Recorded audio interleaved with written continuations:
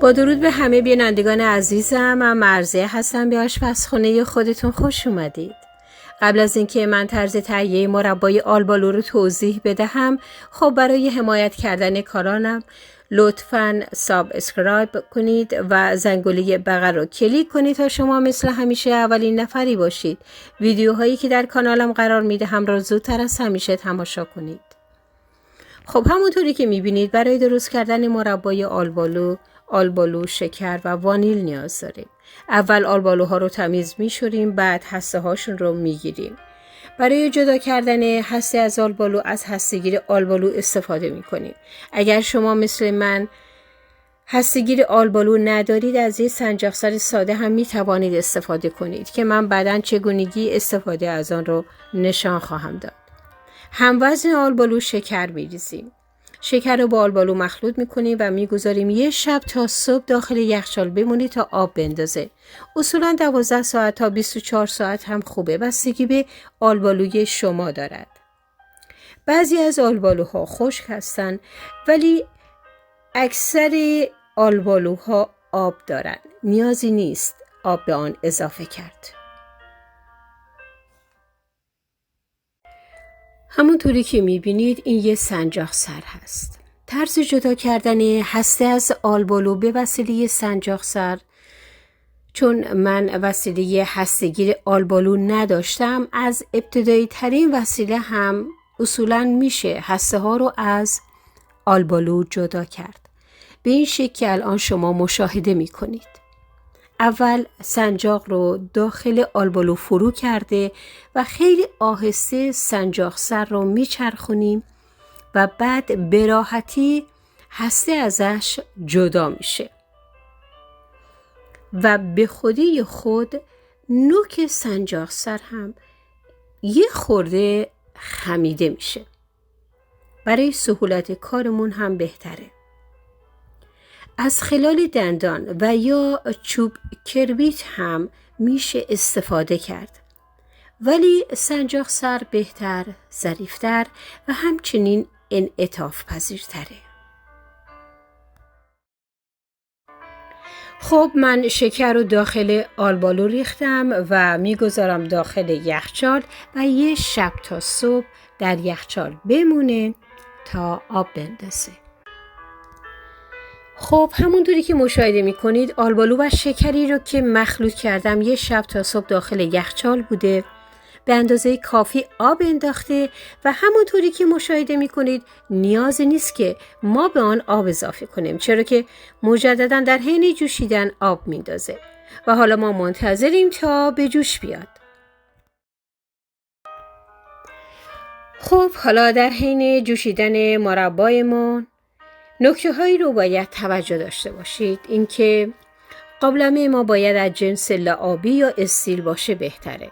اینکه در قابلمه رو نمیگذاریم، چون وقتی که شعله اون بالا باشه مربا سریع به جوش میاد و کف میکنه و سر میره. بعد از جوش اومدن زمان میگیریم. 35 تا 45 دقیقه خوبه. درجه حرارت اون هم با شعله متوسط باشه بهتره. یه رو به بعد جوش اومدن کف مربا رو جمع میکنیم به این شکل که شما مشاهده میکنید. کف مربا رو هر از چندگاه به این خاطر میگیریم که رنگ شفاف بشه. این که توجه داشته باشیم مربا زیاد جوش نخوره، چرا که رنگش سیاه میشه. هرچه زمان کمتر باشه مربای شما خوش رنگ تر هست. خیلی آهسته هم میزنیم به شکل رفت و برگشت تا آلبالوهای ما له نشود. در ضمن اگر فکر میکنید شهد اون زیاده میتونید یه مقدار بردارید برای شربت آلبالو که باید از صافی ردش کنید. در مرحله آخر وقتی که مربای ما به قوام اومد 1/2 قاشق مرباخوری به اون وانیل اضافه میکنیم. البته اضافه کردن وانیل سلیقه‌ای است، چون هم ممکنه آب لیمو یا جوهر لیمو هم بریزن، ولی یادمون باشه وانیل زیاد اضافه نکنیم، چرا که مربای ما به تلخی میزنه. در این مرحله مربای ما به قوام اومده و بعد از چند غل خوردن قابلمه رو از روی گاز بر می داریم و اون رو در ظرف دیگری می ریزیم. وقتی که نسبتاً سرد شد اون رو یه شب تا صبح داخل یخچال گذاشته تا شطش به خوردش بره و غلیظ‌تر بشه. اگر فکر میکنید شطش زیاده میتونید یه مقدار بردارید برای شربت آلبالو. میتونید از صافی ردش کنید. خب من مربای آلبالو رو داخل این ظرف ریختم. این هم رنگ مربای آلبالوی من که به قوام هم اومده. چون هنوز گرمی غلظت اون مشخص نمیشه. بعد از سرد شدن برای یه شب تا صبح داخل یخچال میگذارم تا غلیظ بشه.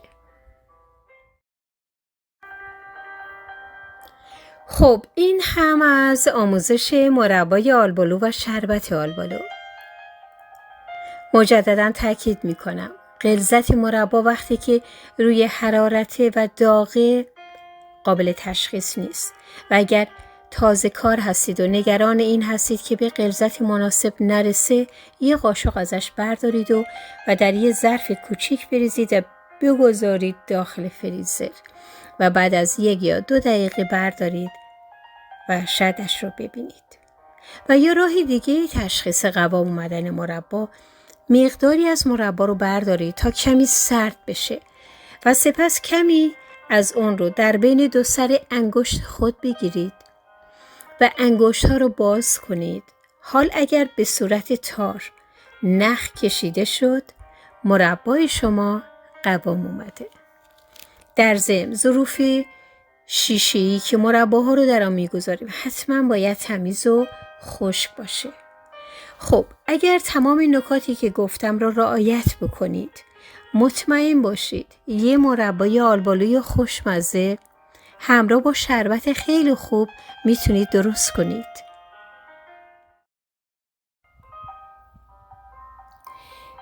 این شربت در فصل گرما خیلی خوب میچسبه. امیدوارم که آموزش امروز را دوست داشته باشید و درستش کنید و لذتش رو ببرید. اگر از این آموزش خوشتون اومد لطفاً برای حمایت کردن کانالم لایک کنید و سابسکرایب و زنگوله بغل رو کلیک کنید تا شما مثل همیشه اولین نفری باشید ویدیوهایی که در کانالم قرار میدهم رو زودتر از همیشه تماشا کنید. مرسی تا اینجا یه ویدیو با من بودید و تا یه برنامه آموزشی دیگر شاد و پیروز باشید. بدرود.